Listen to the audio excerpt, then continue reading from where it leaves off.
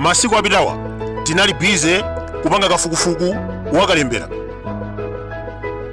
Ku Central Region simatematiki ikubera zisankho.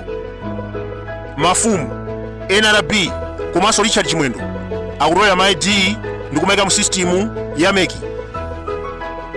In addition, Commissioner wa DPP Francis Katsaira anagulidwa 500 million.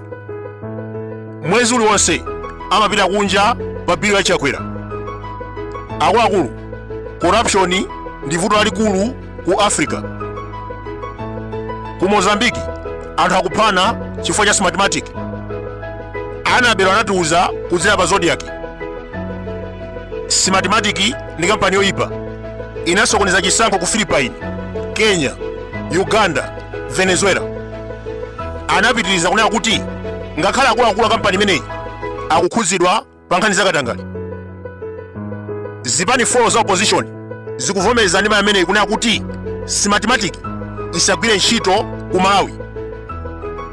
Ndi akubwera Katsaira wayendera 500 million kwa chakwera ndikumanena kuti simatematiki ndi kampani yabwino.